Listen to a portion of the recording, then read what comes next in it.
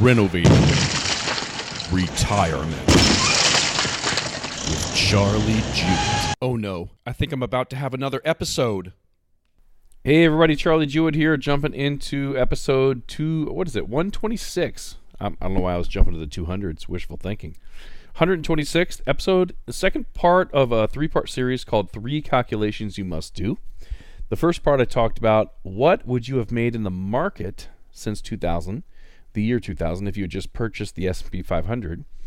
What I want to talk about now is what you would have made in your own accounts since the year 2000, which is a much, much more complicated calculation, or way harder to get that information. If you want to know what you made in the S&P 500, or if you bought the Dow Jones or the NASDAQ or whatever, some mutual fund, you can just kind of go back to what it was worth in 2000 and say, hey, what if I owned it and didn't make any changes and kept it until now?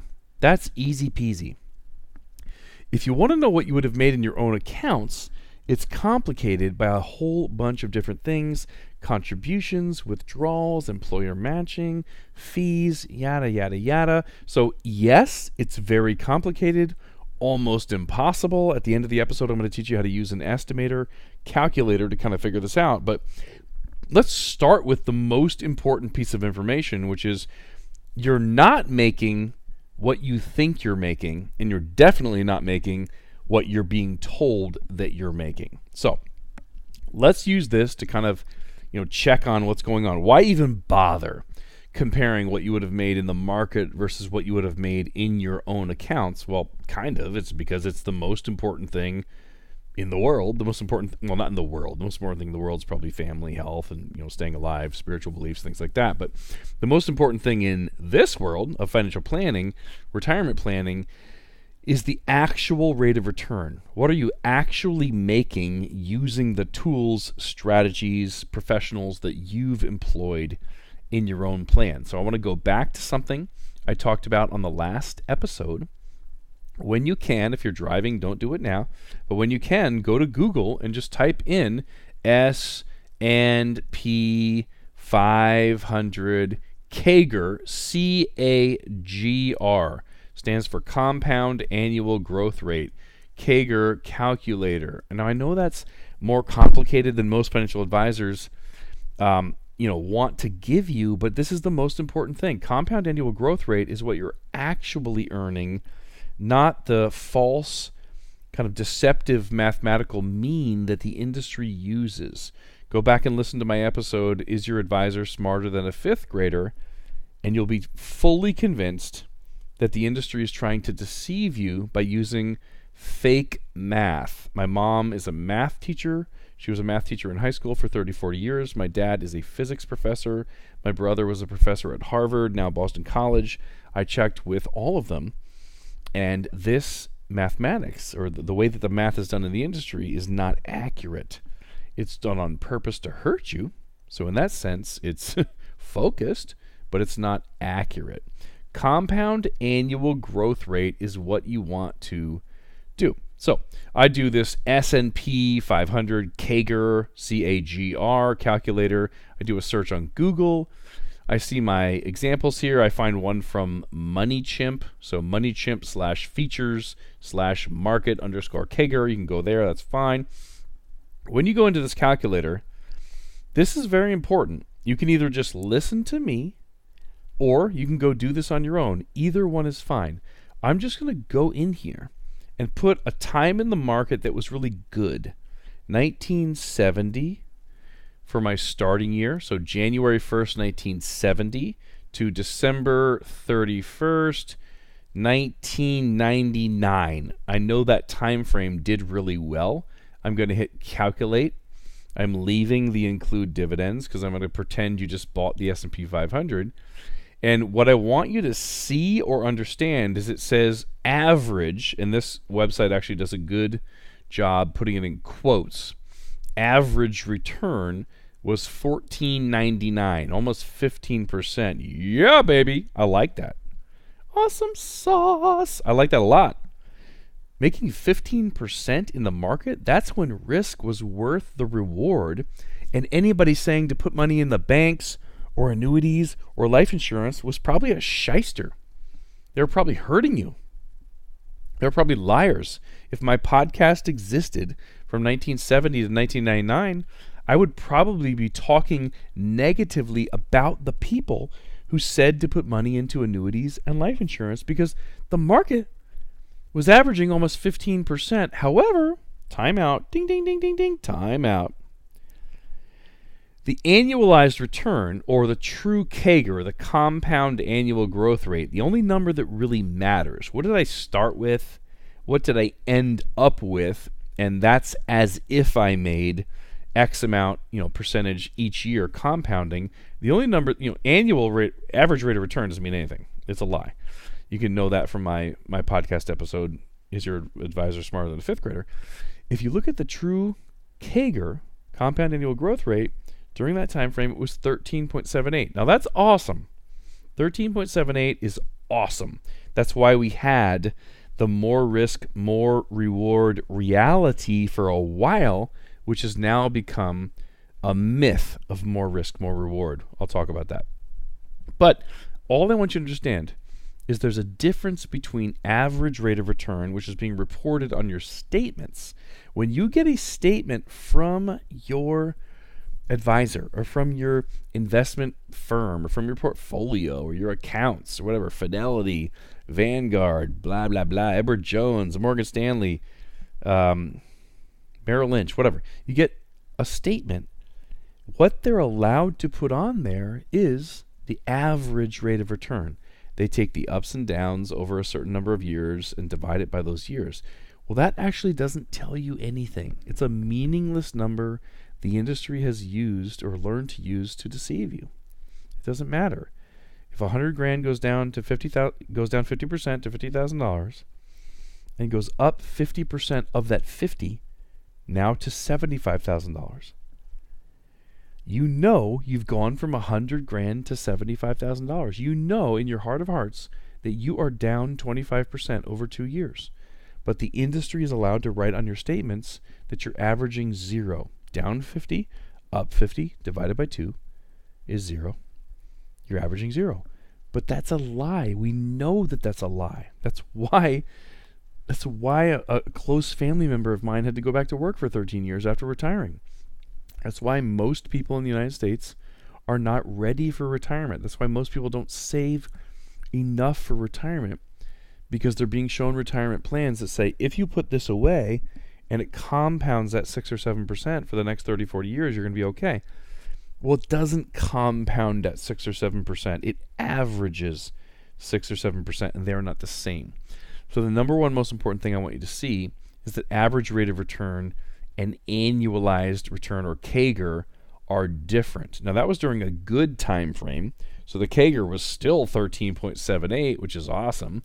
Let me go ahead and change this. You can do the same thing if you put in, S&P CAGR, CAGR calculator, and you go to the MoneyChimp/features/market_CAGR.htm or whatever. You can do the same thing. I'm going to go from the year 2000, so January 1st, 2000, to December 31st, 2018. Let's see if they even have it. As I'm recording this, it's It's January 7th. So I don't know if they have this yet. No, they changed it. They don't have it yet. They changed it to December 31st, 2017. Listen to this. Listen really closely. From 2000 to 2017, the average return was 7.02. So you're like, dude, if I can make 7% in the stock market, why would I ever consider going to an annuity or life insurance or anything other than the standard, the big gorilla? Just go to the stock market. Everybody's doing it, just like drugs and smoking. Everybody's doing it. You should do this. Guys, the annualized return, the true CAGR, compound annual growth rate, before your money manager charges you fees, is 5.37%. There's a difference between the average rate of return of 7%, 7.02, and the real rate of return, CAGR, 5.37. There's a difference. Let's just do some let me do some quick math here. So we have, what is that? 63 or 0.63, 1.63, 1.65%. You may not know this, but making 1.65 5% less money than you think you're making literally could mean you can't retire or you have to work another 10, 15, 20 years. That's not a small thing in the world of compound interest, having on your statements say you're making 7.02 and actually making 5.37. You can go do the math yourself. You also probably have fees, so you're not actually making 5.37. You're making 4.37 or something worse than that. But this is the issue. This is why we're talking about this. What would you have actually made if you'd been in your portfolio from the year 2000 until now? Why? Because it's the most important thing for you to know if you're going to choose to stay in this risk with a side of fees model, which is a completely unnecessary, useless tool. In the last 18 years, the market has not outperformed safer investments, safer financial products that have downside protection where you don't lose any money or that have no fees whatsoever. The market hasn't even beaten the no fee, no losses annuities that are out there. The no fee, no losses, you can never lose money and they charge you nothing annuities have beaten the growth of the market in the last 18 years. So why is anyone, seriously, why is anybody still risking their money gambling on this market that for 18 years has failed you, even though we've had one of the largest run-ups of all time, I think the longest bull market of all time, from 2008 to 2018. Why is anyone doing that? The only answers to that are habit, tradition, laziness, someone's lying to you, false numbers. They're all negative. You need to step up and have the personal integrity to stop that, to make a decision. In my books, I call people to repent, to actually repent, to say, what I'm doing is wrong. I need to make some changes right now, and to change the way you're investing based on accurate, current data. So what's the issue here? We know we have a difference between what your statements are saying that you're making, what the industry says that the indexes make, and what certain mutual funds make, and what your policies are making. Or we know that there's this problem between average rate of returns and actual rate of return. What's the issue I'm addressing here in this podcast is your statements that are coming, your particular portfolio. Because, by the way, I mean, you know this from the last episode. Your advisor, if you're paying somebody to gamble for you, if you're paying a money manager 50 basis points, 0.5% or 1% a year, 2% a year, whatever it is, if you're paying somebody to gamble for you, make investment decisions, there's no way they're actually buying the market. They're just going to put your money in the S&P 500 or in the Dow Jones, because if you had one position, you would easily call them on their bluff and say, I'm not going to work with you anymore. I'm not paying you 1% to help me buy something I could get for 0.04% from somewhere else, or 0.1%, 10 basis points from Vanguard or whatever. You can get it really cheap somewhere else. They're not going to do that. They're going to spread you around and pretend that they're diversifying you, even though indexes are already diversified. So it's a big sort of scam. It's a big shell game. They're doing something that's unnecessary to convince you that they're worth their fee, and yet what the industry says is that 95% of the time, the market is beating your money manager. Your money manager, 95% of the time. Is there any other place in the world that you would take those odds, 5% success, 95% failure? Would you ever get on an airline that even 5% of their flights went down and everybody died, but you had a 95% chance that you'd survive? You'd never do that. Would you ever eat at a restaurant where 5% of the people got food poisoning and died, but 95% were okay? You would not do that, folks. You wouldn't even take a 95% success rate in most industries. But in this industry, paying somebody to invest in stocks, bonds, and mutual funds for you, paying an investment advisor, quote, quote, quote, paying a money manager, paying a brand name mutual fund sales organization that you would recognize, Edward Morgan Lynch, to get a 5% chance that you're going to beat the market when you could just buy the S&P 500 on your own through Fidelity or Vanguard or multiple other places, you would still do that? It makes no sense to me. That's why this podcast is so passionate. That's why I sound the way that I do, because this industry is a complete and total sham. Think of the name of the podcast, Renovating Retirement. I started it because I said the industry needs to be destroyed, torn down with a wrecking ball. My logo is literally a wrecking ball, saying this industry is a complete and total sham, lying to people, hurting people. We've gone completely backwards where people can't even think clearly. They're taking a 5% chance of success when in every other industry they would never even take a 95% chance of success. Something's wrong, folks. On your statement, the statement you're getting from your 401ks, the statement you're getting from your portfolios, from your money manager, it has an average rate of return. It says over the last 5 years you made this, over the last 10 years you made this, over the last 15 years you made this. Not only are they using the average rate of return, that number that lies to you, sometimes they're including things that you'd never want included to skew the numbers, like contributions to your 401k.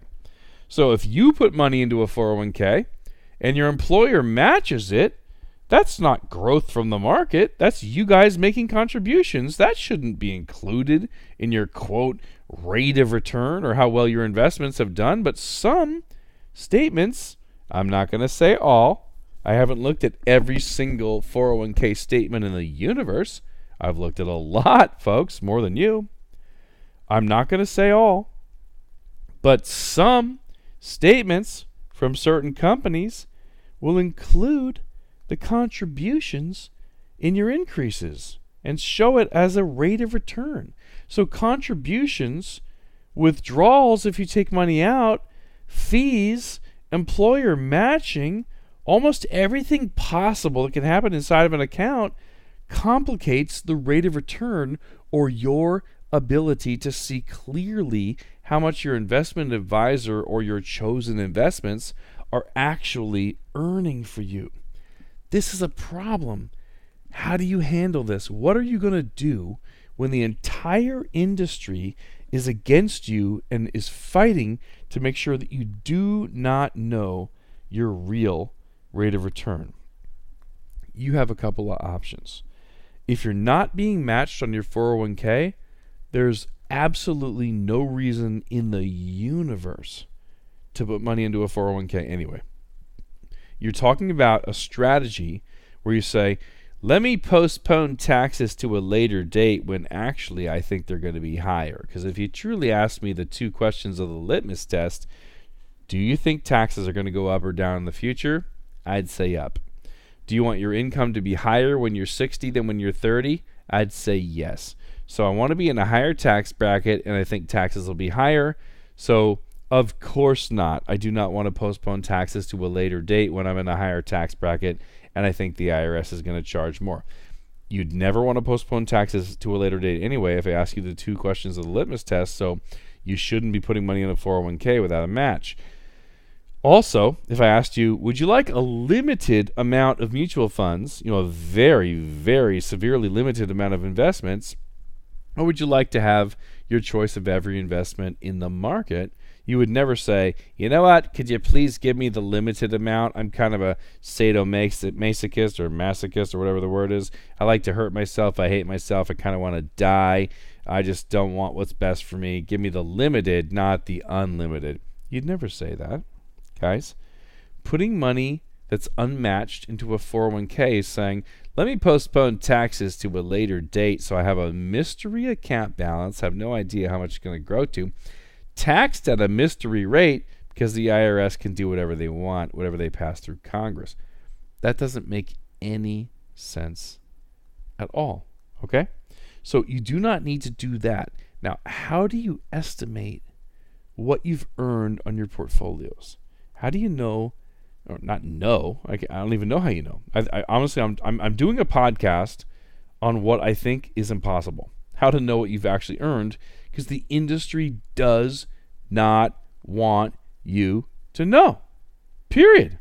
The industry does not want you to know what you're actually earning because it's so low.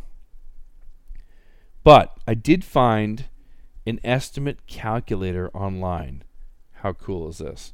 So let's go to Google. We do the same thing. Let's go to Google. The one I found was from mymoneyblog.com. Pretty cool, right? So, all right, so what I'm typing into Google is estimate your portfolio personal rate of return dash calculator. I'm so sorry, that's complicated. You can go back and listen to this when you're not driving, that's fine. But to find what I found took me a while. I put estimate your portfolio personal rate of return dash or hyphen calculator. At the top, there's one from My Money Blog. Now, disclosure alert. I don't know anything about this guy. I don't know whose website this is. I can't advocate anything he's doing. He might be a competitor of mine, although I don't have competitors because nobody will even challenge me. But I like his calculator. So whoever wrote this, whoever did this, awesome job. Good job, buddy. mymoneyblog.com/estimate-your portfolio, whatever. You know, you put it in there. You can go in here and you can add things like your initial balance for last year, how much deposits you put in, the total withdrawals taken out for fees, or if you took it out, and then the final balance. And you can calculate your estimated annual rate of return, and it's very, very close. I've looked at the way the calculator works. I've studied it. There's some assumptions that are made that are probably not true, like everything happened at one time. However, all of the possible ways you could have done what actually happened end up with a very similar result. So you can get an estimate that's way more helpful.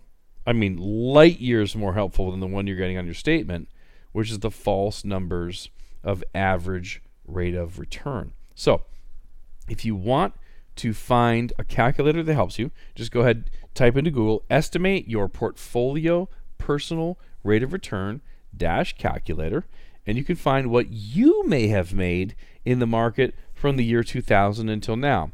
Why am I teaching this? Why am I showing you what the market would have paid if you bought it without a money manager, without paying fees, without anybody gambling for you, if you just bought it straight, and then what you would have actually made using your money manager, your particular portfolio, if you're not just in one index. The reason I'm showing you this is that every possible combination I've ever seen has made less than annuities and life insurance from the year 2000 to 2018. Guys, compliance guys, don't choke on your fettuccine. Calm down.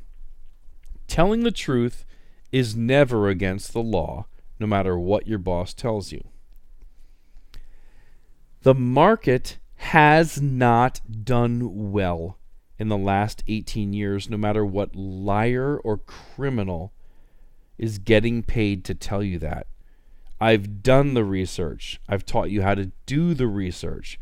You can call my team at 888-285-2268, and we will do the research with you. The market does not beat the safer strategies, period, for the last 2 decades. Any honest human being in the financial services industry has to be saying this, or they're a criminal and should have all of their licenses pulled. If I were talking to you in 1980 and said the things I'm saying now, I should be put in jail. That is the same exact measurement that tells you that anybody today who's saying you should be in the stock market should be put in jail. The stock market is not giving you more returns for more risk, period. The safer, no risk, no loss strategies are giving you more rate of return, more compounding, more income, more of everything you could possibly want except for adrenaline and excitement than the stock market. Other than that, I don't have any strong opinions on the subject. Why do I do this? Because I think you people are the best. Fire your broker. Cross over from the dark side to the light side. Join us. That's all, folks.